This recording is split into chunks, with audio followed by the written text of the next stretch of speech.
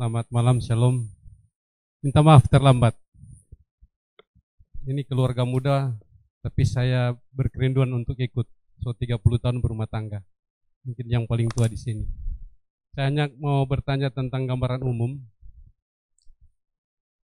Saya tahu Pak Pendeta Esra sebagai seorang apologet,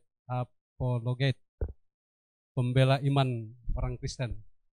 Saya memang setiap hari atau setiap malam ada waktu saya ikuti bagaimana Pak Pendeta Esra berdebat, argumen dengan Ustadz Kainama dan Ustadz-Ustadz yang lain, yang mungkin juga pernah akan adu debat dengan Ustadz yang top ini sekarang, yang itu Ustadz yang Kristen itu, yang mualaf itu. Hendak mau saya tanyakan begini Pak Pendeta, akhir-akhir ini saya lihat para ustadz-ustadz, para ulama-ulama yang berceramah, mereka semua sekarang ini tertuju pada pembahasan isi Alkitab.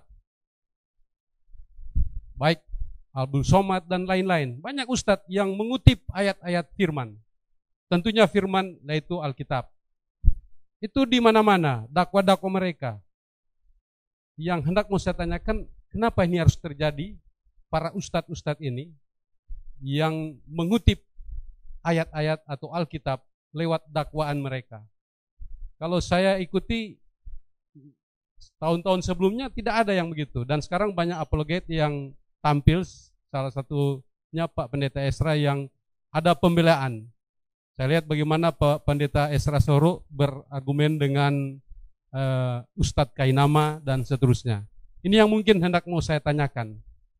Kenapa Pak sampai sekarang umat atau pada pendakwa-pendakwa, khususnya para ustadz-ustadz, banyak mereka mendakwa berbicara tentang ayat Alkitab, yang istilah copot sana copot sini, mengutip ayat-ayat dan mempersilahkan torompe kitab suci. Hanya itu mungkin. Terima kasih. Itu kerinduan saya untuk mendengarkan tanggapan dari Pak Pendeta Esra untuk hal yang demikian terjadi di masa saat ini. Terima kasih.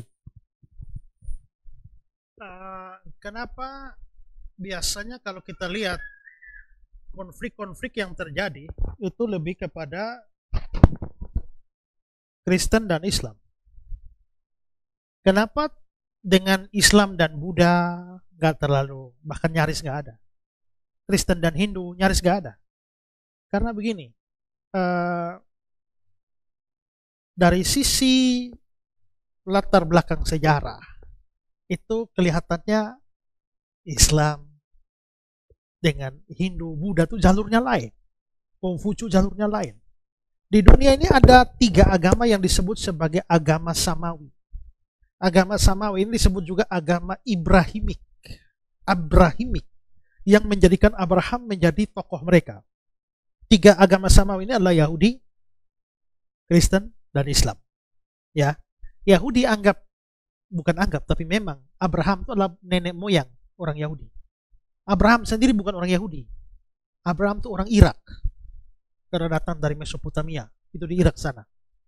Lalu nenek moyangnya orang Yahudi. Kristen melihat Abraham juga sebagai bapak, tapi bapak dari segala orang beriman. Sedangkan Islam menganggap Ibrahim itu adalah salah satu nabi mereka. Jadi akhirnya memang 3 agama ini bertemu. Selain itu 3 agama ini memiliki apa yang disebut sebagai banyak istilah-istilah yang sama. Malaikat. Agama Yahudi kenal malaikat. Orang Kristen kenal malaikat. Islam juga kenal malaikat. Ngomong surga, sama. Surga. Neraka. Tokoh-tokohnya juga sama. Abraham, Nuh, Lot, dan lain sebagainya. Sehingga memang akhirnya 3 agama ini sering bersinggungan. Kalau mau dengan Hindu Buddha itu jaraknya jauh. Tidak ada tradisi yang turun bersamaan dan mirip, sehingga itu menjadi bahan perdebatan. Mereka mau berdebat apa? Tapi dengan kita, Islam dengan Kristen misalnya, itu terlalu banyak hal yang sama, tapi beda-beda. Misalnya, kita ada Adam, mereka ada Adam juga. Tapi ternyata Adamnya sama, Hawanya sama, tapi ceritanya berbeda. Ceritanya bagaimana? menurut kita Adam dan Hawa tinggal di Taman Eden. Taman Eden itu di mana? Di Irak. Ya.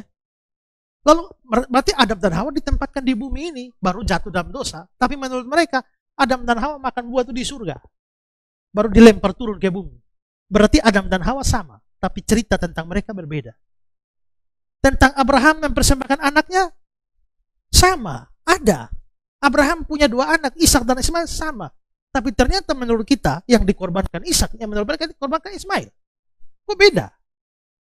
Jadi karena adanya cerita-cerita yang sama, tapi ternyata ada perbedaan, itu menyebabkan terjadi perdebatan.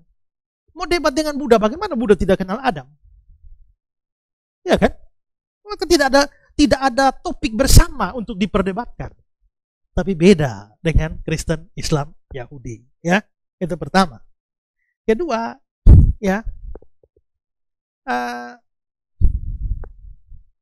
kenapa sampai mereka kok serang-serang kita? Ya, karena waktu terutama itu mualaf-mualaf itu, begitu jadi Islam, mereka tidak ada materi. Ya, tidak ada topik untuk dibahas. Karena mau ngomong Islam juga masih bodoh. Tidak belajar apa-apa tentang Islam. Maka satu-satunya yang materi yang mereka punya adalah tentang iman lama mereka. Mereka bahas. Tapi ya, akhirnya saya juga merasa kemarin saya baru bahas itu Sapa Samudra itu. Siapa itu namanya itu? Ya, saya bilang ini Ustadz mualaf tolol ini. Masa dia dari Matius pasal 7? Bukan setiap orang yang berseru kepadaku Tuhan, Tuhan akan masuk ke dalam surga, melainkan dia yang melakukan kehendak Bapa. Lalu dia bilang ini, kalau begitu orang menganggap panggil Yesus Tuhan, Tuhan tidak akan masuk ke surga, berarti masuk neraka. Jadi orang yang menganggap Yesus Tuhan akan masuk neraka. Ini kok bodoh sekali nih. Terus terang saya belum pernah menemukan ada mualaf pintar. Ya, rata-rata bodoh semua. Ya, karena apa? Ayat ini tidak mengatakan orang yang panggil Yesus Tuhan akan masuk neraka, tapi orang yang panggil Yesus Tuhan, Tuhan, tapi hidupnya jahat. Makanya Yesus bilang, enyahlah kamu pembuat kejahatan. Jadi mulut penuh Tuhan, tapi hidup jahat. Itu tidak akan masuk surga. Itu maksud Yesus. Bukan orang yang panggil Yesus Tuhan, Tuhan akan masuk neraka. Ya, nanti saya bagikan linknya ya, kalau acara debatnya jadi. Ini ya, 7 Juli jam ini saya debat lawan Umi Rifa dari Islam ya. Saya sebenarnya melihat satu debat ini Umi Rifa melawan Yosias Lengkong, dan ternyata saya lihat videonya, kelihatannya dia menyerang Yosias Lengkong sedemikian rupa sampai Yosias Lengkong agak kelabakan menjawab serangan dia. Akhirnya saya bahas serangan dia. Lalu akhirnya ada orang mencoba mempertemukan saya dengan Umi Rifa ini, ya. Ya, nanti kalau tanggal 7 Juli ya, kami saudara bisa ikut di YouTube saya, Facebook saya, ada siaran langsung acara debat ini. Jadi, mengapa? Lalu yang ketiga, Pak. Sekarang coba Bapak pikir. Kalau ada pohon mangga di situ. Ini pohon mangga berbuah banyak. Pohon mangga sebelah tidak ada buah. Kira-kira anak-anak kecil akan angkat batu dan lempar mangga yang mana? Yang berbuah atau yang tidak berbuah? Kalau tidak ada buah, orang tidak repot-repot mau angkat batu dan lempar. Justru karena ada buah, makanya mereka lempar. Kenapa mereka menyerang kita? Karena kita banyak buah, ya kan? Entah buah pelayanan kita atau bagaimana, ya. Dan wajar kalau mereka serang kita. Karena kalau Tuhan Yesus saja mereka serang, bagaimana mungkin kita tidak diserang? Ya. Jadi justru karena kita diserang, itu menunjukkan setan tidak suka dengan kebenaran. Ya.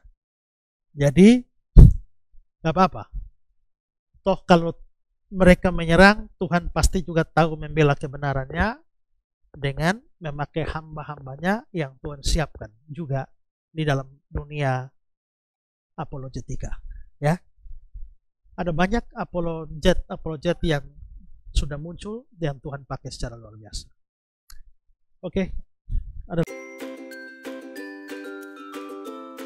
Yayasan Karya Bakti Esra Soru atau disingkat KABES hadir sebagai wadah untuk memberitakan Injil dan melayani secara holistik.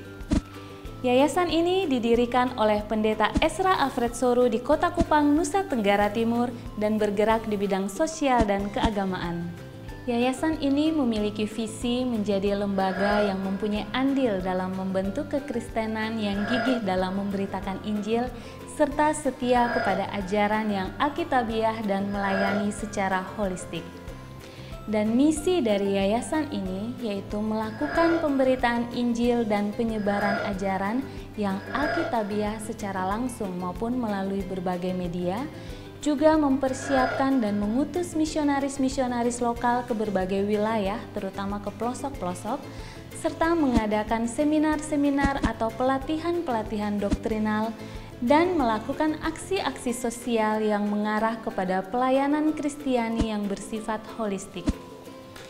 Berikut serangkaian kegiatan yang telah dilaksanakan oleh Yayasan Karya Bakti Esra Soru. Bagi saudara dimanapun berada yang rindu untuk mendukung pelayanan kami, khususnya melalui dukungan dana, maka saudara dapat menyalurkannya ke nomor rekening yang tersedia. Untuk informasi selengkapnya dapat menghubungi Sekretariat Yayasan Karya Bakti Esra Soru melalui nomor berikut ini. Mari beritakan Injil dan melayani sesama dengan kasih bersama Yayasan Karya Bakti Esra Soru. Tuhan Yesus memberkati.